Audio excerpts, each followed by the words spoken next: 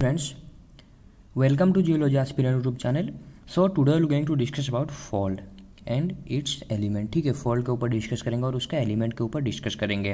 तो ये structural geology का वीडियो नंबर 3 है जिसके ऊपर आज हम डिस्कस करने वाले हैं. इसमें हम देखेंगे स्पेशली फोल्ड और उसका कुछ एलिमेंट्स मीन्स फोल्ड का जो भी नेमिंग करेंगे हम जो पार्ट को उसके ऊपर डिस्कस करेंगे.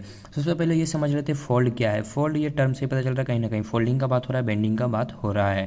तो यहाँ पर फोल्ड कब बोलेंगे, जब भी कोई रॉक बेड में आपको फोल्डिंग दिखेगा. ठीक है, सपोज ये कोई एक रॉक बेड है. अब रॉक बेड किसको बोल रहे हैं, जब भी आप दिखेगा एक दूसरे के ऊपर लेयर होकर रहते हैं रॉक, इसी कंडीशन में हम बोलते हैं रॉक बेड. इस तरह रॉक बेड रहते हैं, यहाँ पर फोर्स लगने की वजह से रॉक बेड में बेंडिंग आ जाता है. ठीक है, रॉक बेड कुछ इस तरह से बेंड हो जाएंगे या फिर इस तरह से भी बेंड हो सकते हैं. ठीक है, तो इसी के ऊपर मतलब इस टाइप का स्ट्रक्चर जब भी नेचर में बन जाता है ड्यू टू कंप्रेशनल फोर्स, इसी को ही हम बोल रहे हैं फोल्ड. तो इसको थोड़ा सा समझते हैं और भी अच्छे तरीके से.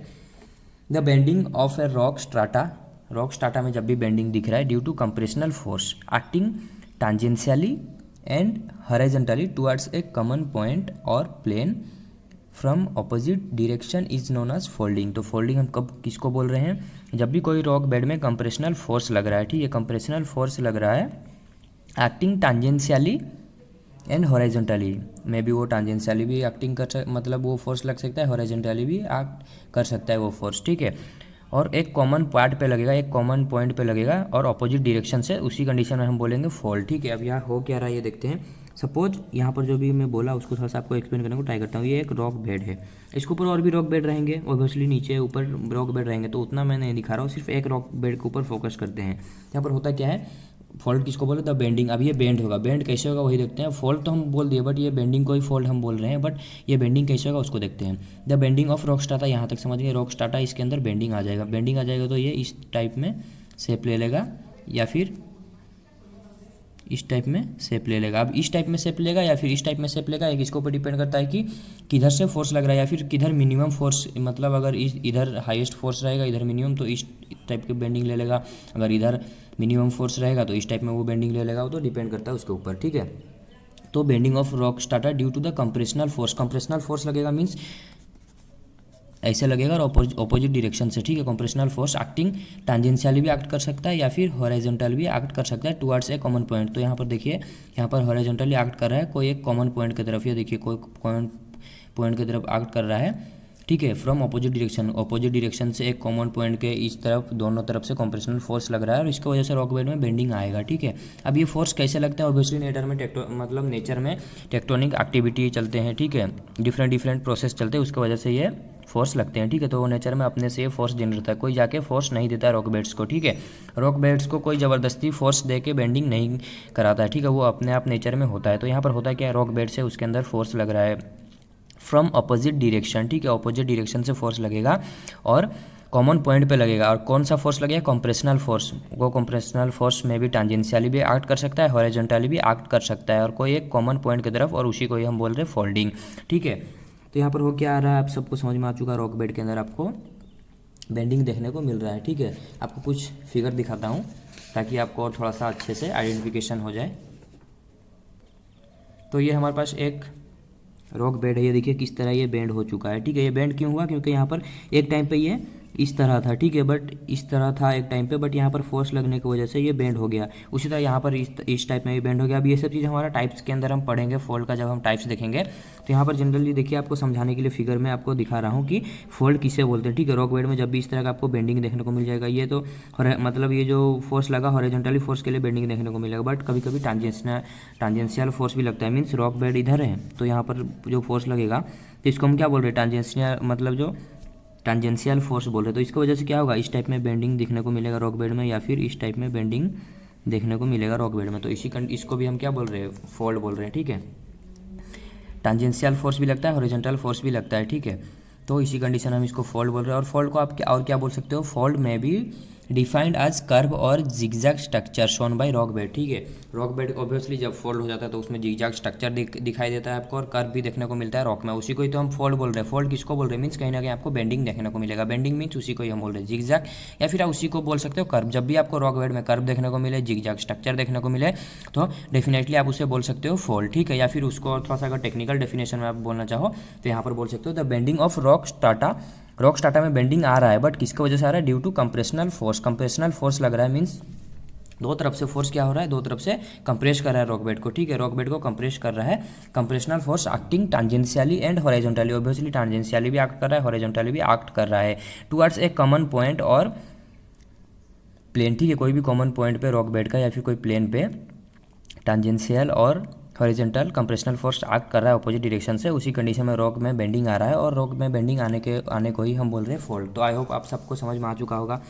तो it is viewed in sedimentary rock, तो स्पेशली जब भी आपको फॉल्ट देखने को मिलता है, मतलब most of the time sedimentary rock में ही आपको देखने को मिलेगा फॉल्ट, ठीक है।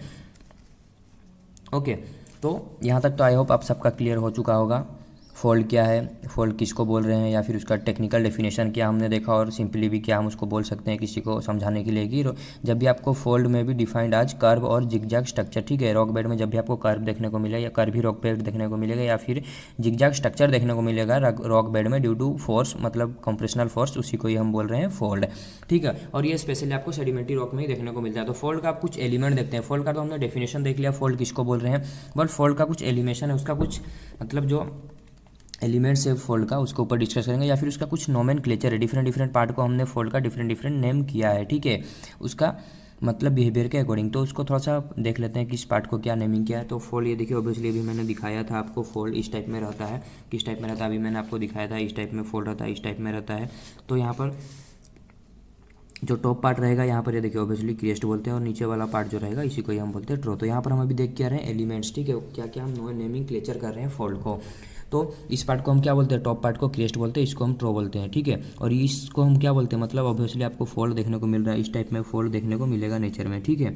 मीन्स अगर रॉक बेड है, यहाँ पर फोर्स लग रहा है तो कोई इस तरह कंप्रेस होगा, फिर इस तरह मतलब कंप्रेशन आपको देखने को मिलेगा, ठीक है, कंप्रेशन देखने को मिलता है रॉक बेड में। तो इस टॉप पार्ट को हम क्रिएस्ट बोलते हैं, इसको ट्रो बोलते हैं, क्रिएस्ट ट्रो, क्रिएस्ट यहाँ पर जो फिर आएगा उसको हम क्या बोलेंगे, ट्रो बोलेंगे, ठीक है। और ये जो क्रिएस्ट ट्रो के बीच में जो पार्ट रह गया इसको हम क्या बोलते हैं, लीम बोलते हैं, ठीक है, इस पार्ट को हम लीम बोलते हैं। तो यही चीज़ है, इसको हम लीम बोल रहे हैं, इसको क्रिएस्ट बोल रहे हैं, इसको ट्रो बोल रहे हैं, ठीक है। यही एलिमेंट्स, और भी कुछ एलिमेंट्स से देखेंगे। तो पहले क्रिएस्ट तो हमने बोल दिया, इसका डेफिनेशन देखते हैं किस तरह उसको एग्जाम में अगर आया तो रिप्रेजेंट किस तरह करना है या फिर किस तरह लिखना है। क्रिएस्ट क्या है, this is the top most portion of the fold, obviously ये क्या है, फोल्ड है। आप सभी को अभी मैंने फोल्ड का डेफिनेशन दिखाया, फिगर दिखाया, तो आई होप आप सबको अभी क्लियर हो चुका होगा फोल्ड क्या है।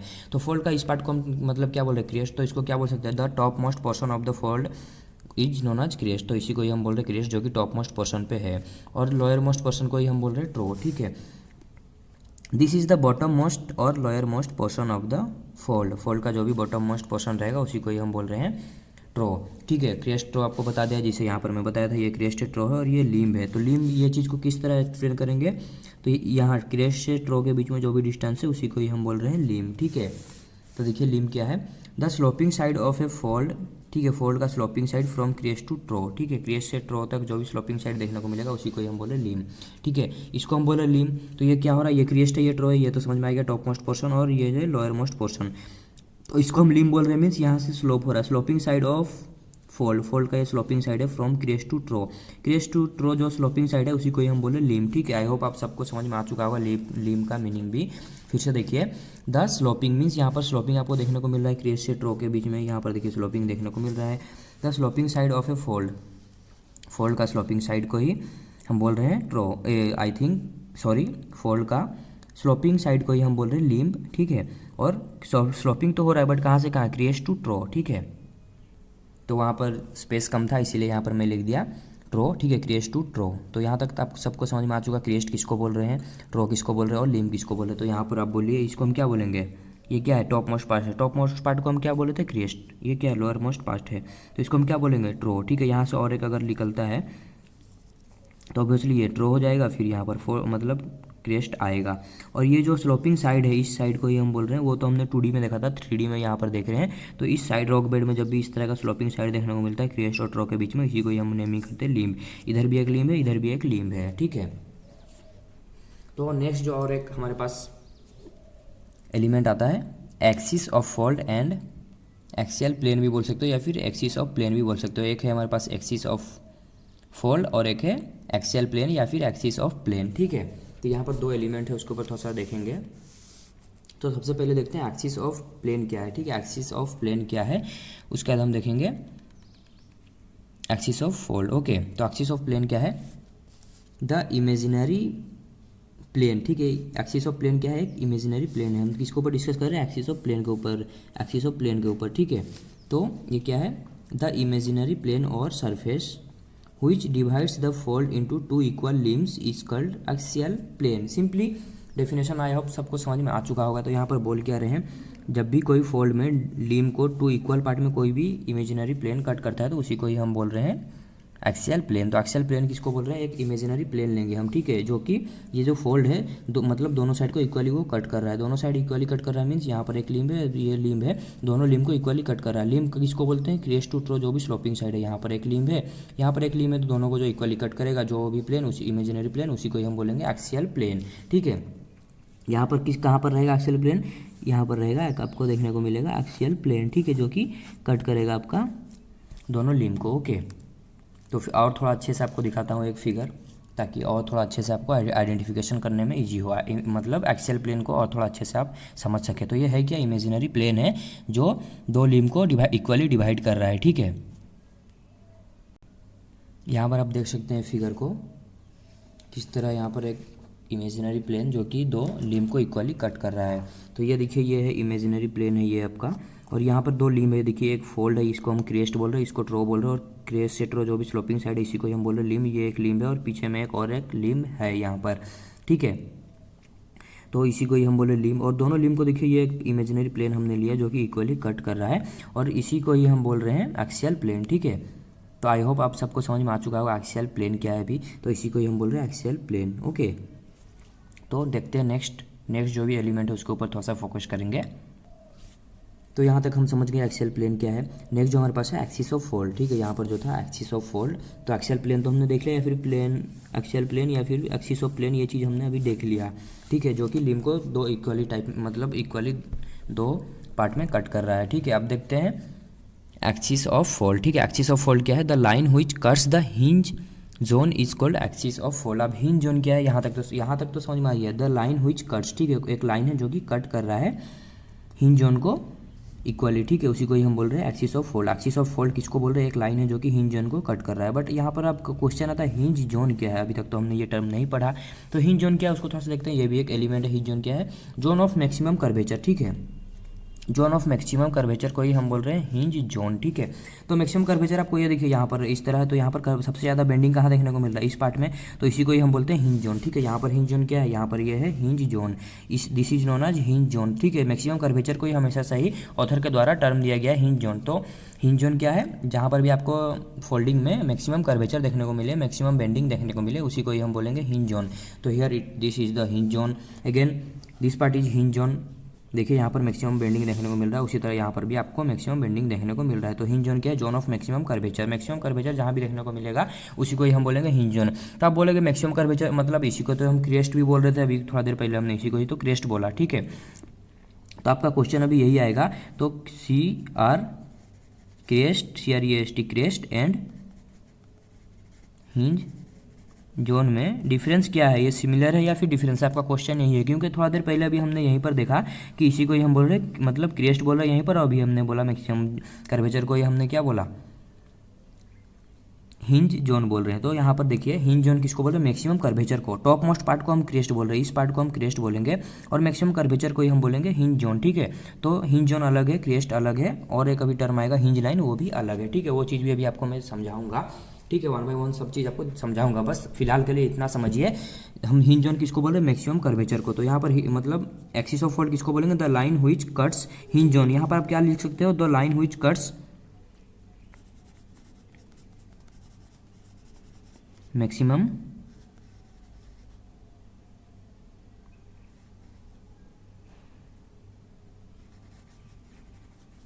कर्वेचर, ओके, लिख सकते हो ना आप। ये देखिए the line which cuts hinge zone, ठीक है। हिंज जोन को ही तो हम बोल रहे हैं जोन ऑफ मैक्सिमम कर्वेचर। तो यहाँ पर हम इजीली बोल सकते हैं the line which cuts the maximum curvature is called axis of fold, ठीक है, उसी को ही हम एक्सिस ऑफ फोल्ड बोलेंगे, ठीक है। यहाँ तक तो आपको समझ में आ गया एक्सिस ऑफ फोल्ड किसको बोलते हैं, मीन्स कोई भी एक लाइन है जो कट करेगा इस जोन को, मतलब हिंज जोन को, तो उसी को ही हम बोलेंगे एक्सिस ऑफ फोल्ड, ठीक है। यहाँ तक आपको समझ में आ गया। अब हिंज जोन भी हमने देख लिया। ठीक है। एक्सियल फोल्ड भी मतलब जो एक्सिस ऑफ फोल्ड भी देखा और एक्सियल मतलब एक्सिस ऑफ प्लेन भी हमने देख लिया, ठीक है। अब यहाँ पर आता है एक टर्मिनोलॉजी, हिंज लाइन क्या है यहाँ पर अब, ठीक है। कुछ एलिमेंट्स तो हमने देख लिया, बट अब यहाँ पर देखेंगे हिंज लाइन क्या है। हिंज लाइन क्या है ये देखिए, the line along which the maximum curvature takes place. तो एक ऐसा लाइन है जहाँ पर मैक्सिमम, अभी हमने बोला मीन्स हिंज जोन, ठीक है। मतलब यहाँ पर हमने जोन में बोला, मतलब एक जोन रहेगा जहाँ पर मैक्सिमम कर्वेचर टेक्स प्लेस रहेगा, बट यहाँ पर हम पर्टिकुलर एक लाइन के ऊपर डिस्कस करेंगे। मीन्स एक ऐसा लाइन रहेगा जहाँ पर बहुत मतलब सबसे ज़्यादा कर्वेचर आपको देखने को मिलेगा, मीन्स सबसे ज़्यादा बेंडिंग देखने को मिलेगा, उसी को हम बोलेंगे हिंज लाइन, ठीक है। ये आपके लिए एक फोल्ड में बना के रख दिया, ठीक है। ये लिम्ब है, इधर एक लिम्ब आपको इधर देखने को मिलेगा, ठीक है। इधर एक लिम्ब आपको देखने को मिलेगा, ये एक लिम्ब है, ठीक है। इन दोनों लिम्ब में सबसे ज़्यादा कर्व कहाँ पर हुआ, यहाँ पर। तो इस लाइन को हम क्या बोलेंगे, हिंज लाइन। तो आप फिर अभी आपका क्वेश्चन आएगा, अभी तो आपने बोला इसी को, या आपने बोला हिंज जोन, इसी को ही आपने बोला क्रिएस्ट। तो अब तीनों टर्मिनोलॉजी एक जगह पे कैसे अप्लाई हो रहा है आप बोलोगे समझ में नहीं आया, तो कोई बात नहीं, फिर से समझाता हूँ। हमने पहले डेफिनेशन देखा क्रिएस्ट, हमने बोला टॉप मोस्ट पार्ट, ठीक है। टॉप में जो रहेगा उसी को हम क्रिएस्ट बोलेंगे। हिंज जोन किसको बोलेंगे, हिंज जोन मैक्सिमम, ठीक है, कर्वेचर आपको जहाँ पर देखने को मिलेगा उसी को हम बोलेंगे हिंज जोन। अब हिंज लाइन क्या है, जिस लाइन के अकॉर्डिंग आपको सबसे ज़्यादा कर्वेचर देखने को मिलेगा उसी को हम बोलेंगे हिंज लाइन। तो आप बोलोगे यहाँ तक तो समझ में आ गया, हिंज जोन समझ में आ गया, हिंज लाइन समझ में आ गया, बट अभी कन्फ्यूजन हो रहा है क्रेस्ट और हिंज लाइन में, ठीक है। ये अभी अगर यहाँ पर मैं बोलूँ यही है आपका क्रेस्ट और यही है हिंज लाइन, तो दोनों चीज़ एक जगह पर कैसे, तो उसी के लिए और एक फिगर लेते हैं। यहाँ पर देखिए ये भी एक टाइप का फोल्ड है, ठीक है। यहाँ पर भी रॉक बेड में आपको बेंडिंग देखने को मिला, ठीक है। इस तरह देखिए दो लिम्ब है यहाँ पर, इधर एक लिम्ब है, यहाँ पीछे में ये एक आपको लिम्ब दिख रहा है। तो यहाँ पर 2 पॉइंट मैंने इंडिकेट किया, तो आपको देखिए टॉप मोस्ट पार्ट क्या है, यही है यहाँ पर, मतलब सबसे टॉप मोस्ट ये देखिए 2 पॉइंट है, इसको हम बोलेंगे हिंज लाइन। मीन्स यहाँ पर देखिए मैक्सिमम कर्वेचर इस लाइन के अकॉर्डिंग आपको देखने को मिला, और इस जोन को हम क्या बोलेंगे, हिंज जोन, इसी लाइन को बोलेंगे हिंज लाइन। तो अब यहाँ पर इसको क्या बोलेंगे, क्रेस्ट। क्रेस्ट इसको क्यों बोलेंगे, ये देखिए टॉप मोस्ट पार्ट है, यहाँ से अगर मैं निकलता हूँ ये इसके नीचे आ रहा है, बट यहाँ से निकलता हूँ ये टॉप में है, तो इसी लाइन को हम बोलेंगे, मतलब इसी पॉइंट को बोलेंगे क्रेस्ट, और जहाँ पर मैक्सिमम कर्वेचर इस लाइन के अकॉर्डिंग देखने को मिला इसी को हम बोलेंगे hinge line. But in some cases एक जगह पे भी ये मीट कर सकते हैं, बट इस तरह के जब भी फोल्ड आपको नेचर में देखने को मिलेंगे, ठीक है, इस टाइप के फोल्ड में आपको ये मतलब पॉइंट अलग अलग देखने को मिलेंगे। तो इसी को आपको समझाने के लिए मैं इस टाइप का फोल्ड भी लिया और ये दोनों पॉइंट को भी आपको दिखा दिया। इस लाइन को हम बोलेंगे हिंज लाइन और इसको हम बोलेंगे क्रेस्ट, ओके। तो अभी आपका कन्फ्यूजन दूर हो गया होगा। तो यही था elements of fold. I hope आपको ये वीडियो समझ में आ चुका होगा। सब कुछ समझ में नहीं आया तो कमेंट सेक्शन में आप ज़रूर बोल सकते हैं, इसके ऊपर और एक वीडियो हम ले लेंगे ताकि आपको इजीली मतलब आइडेंटिफिकेशन करने में डिफरेंट एलिमेंट हेल्पफुल हो। वीडियो अगर अच्छा लाइक कर दीजिए। Thank you for watching.